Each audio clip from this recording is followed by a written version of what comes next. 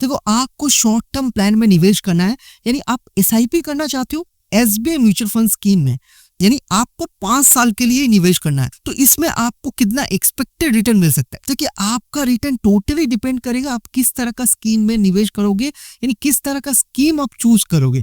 आप अगर चाहते हो आपको हाई रिटर्न ग्रोथ स्कीम में निवेश करना है जहां आपको स्टेबिलिटी भी मिले, तो इस तरह का स्कीम को चूज करने के लिए सही स्ट्रेटेजी होना काफी ज्यादा इंपॉर्टेंट है। बिकॉज आप शॉर्ट टर्म पीरियड के लिए निवेश कर रहे हो तो इधर रिस्कोमीटर वेरी हाई रिस्क रहता है। आपका अगर रिस्क टॉलरेंस हाई है, आप हाई रिस्क लेने के लिए तैयार हो, तो आपको हाई रिटर्न मिलने का भी चांसेस है। तो इसीलिए आज का इस वीडियो में हम लोग एक correct scheme as well as एक सही स्ट्रेटेजी से कैसे आपको निवेश करना है यही हम लोग देखेंगे। तो जिस एसबीआई स्कीम के बारे में आज हम लोग इस वीडियो में बात करें वो है SBI health care opportunities fund. ये स्कीम किसी भी तरह का रिकमेंडेशन नहीं है, ये सिंपली ऑब्जर्वेशन है मेरा। तो आप अपना स्कीम को चूज कीजिए अपना एनालिसिस करके। अब इस पर्टिकुलर स्कीम का अगर past historical return data performance को देखोगे, लास्ट 1 साल में ये एसबीआई स्कीम ने 22% रिटर्न दिया है, काफी अच्छा रिटर्न है। लास्ट 3 साल में 29% एंड लास्ट 5 साल में 25% का return. Overall return performance since launch भी 18% रहा है।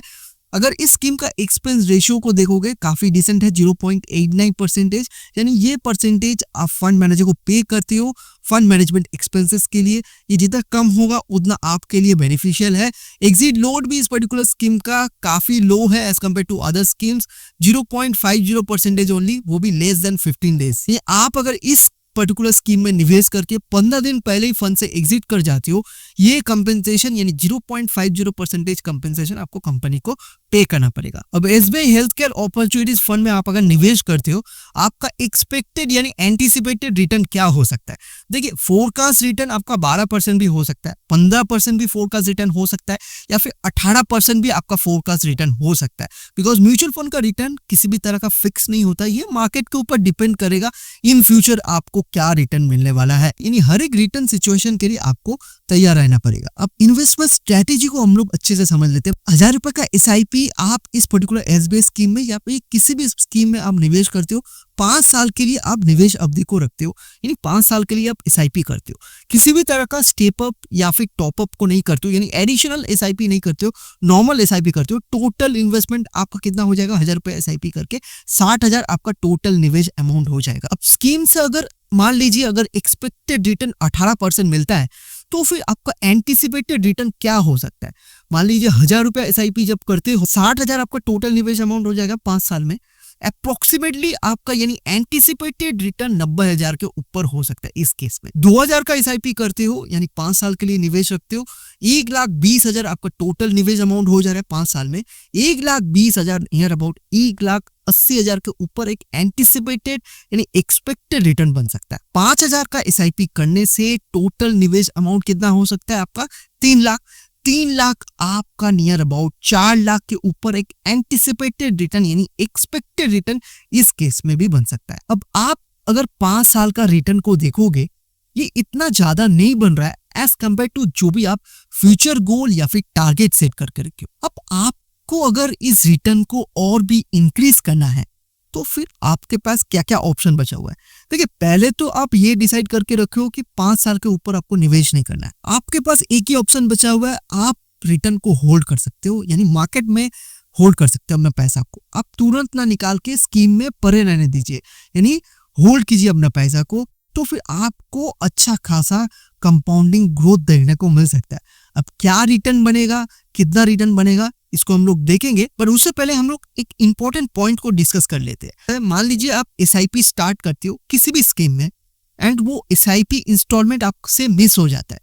अनफॉर्चुनेटली अगर ये होता है तो फिर उस केस में आपको क्या करना चाहिए। देखिए, किसी भी तरह का आपको पैनिक करने की जरूरत नहीं है। आपका अगर करंट मंथ का एसआईपी अगर मिस होता है तो फिर उस पर्टिकुलर मंथ में आपका एसआईपी डिडक्ट नहीं होगा, यानी बैंक से डेबिट नहीं होगा, बट एज यूजुअल नेक्स्ट महीना से जो भी आपका एसआईपी डेट मेंशन है उस पर्टिकुलर डेट में आपका एसआईपी अमाउंट डेबिट हो जाएगा बैंक से। बट क्योंकि आपने एसआईपी इंस्टॉलमेंट मिस किया है इसीलिए बैंक कुछ चार्जेस डिडक्ट कर सकती है, बट इधर किसी भी तरह का एएमसी चार्ज नहीं करती है। यानी जिस भी म्यूचुअल फंड कंपनीज में आपने निवेश किया वो पर्टिकुलर कंपनी आपसे कुछ चार्ज इस केस में नहीं करती है। ओनली जो रेस्पेक्टिव बैंक मैंडेट है वो पर्टिकुलर बैंक ही आपसे चार्जेस डिडक्ट करती है एसआईपी इंस्टॉलमेंट मिस करने के लिए। अब हम लोग इन्वेस्टमेंट स्ट्रेटेजी को कंटिन्यू रखते हैं, यानी 1000 रुपए का एसआईपी स्टार्ट करते हो, 5 साल के लिए टोटल निवेश अमाउंट 60,000 हो जा रहा है। 60,000 आपका कितना बन सकता है, यानी एक्सपेक्टेड अमाउंट आपका कितना हो सकता है, नियर अबाउट आप 90,000 के आसपास एंटिसिपेटेड रिटर्न एक्सपेक्ट कर सकते हो इस केस में। अब जैसे कि हम लोगों ने प्रीवियसली भी देखा था,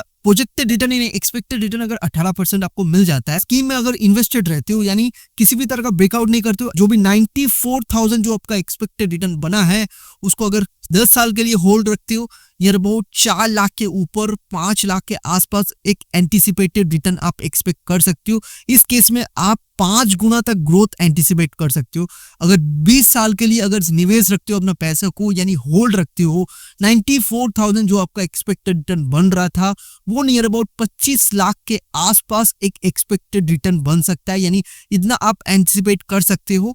25 साल के लिए अगर इस पैसा को निवेश रखते हो यानी रिटर्न को अगर निवेश रखते हो, जो भी आपका एक्सपेक्टेड रिटर्न 94,000 बन रहा था 5 साल में, वो कितना बन सकता है, नियर अबाउट 60 लाख के आसपास एक एंटिसिपेटेड रिटर्न बन सकता है, यानी इतना आप एक्सपेक्ट कर सकते हो थोड़ा सा लॉन्ग टर्म के लिए अगर स्कीम में निवेश रखते हो। तो इधर आप एक चीज को नोटिस कर पा रहे हो, आप अपना रिटर्न को तुरंत ना निकाल के कुछ सालों के लिए अगर होल्ड रखते हो एंड अगर सही स्कीम में एंड सही स्ट्रेटेजी अप्लाई करते हो तो फिर आपको काफी अच्छा खासा कंपाउंडिंग ग्रोथ देखने को मिल जा रहा है as compare to normal investment strategy. अब बात कर लेते हैं SBI health care opportunities fund में आपको अगर निवेश करना है, मिनिमम इन्वेस्टमेंट रिक्वायरमेंट क्या होना चाहिए। एसआईपी करना चाहते हो सिर्फ 500 रुपए महीने से चालू कर सकते हो, आपको लमसम के लिए 5,000 निवेश करना पड़ेगा। आपको अगर ये चेक करना है लोगों का कितना पैसा ऑलरेडी इन्वेस्टेड है यानी SBI health care opportunities fund में, तो एयूएम फंड साइज यानी एसेट अंडर मैनेजमेंट को चेक कीजिए, नियर अबाउट 3,000 करोड़ के ऊपर लोगों का ऑलरेडी इन्वेस्टेड है। स्कीम में निवेश करने के लिए इन्वेस्टमेंट प्रोसेस क्या रहेगा, फर्स्टली आप डायरेक्टली बैंक में जाके यानी इस केस में आप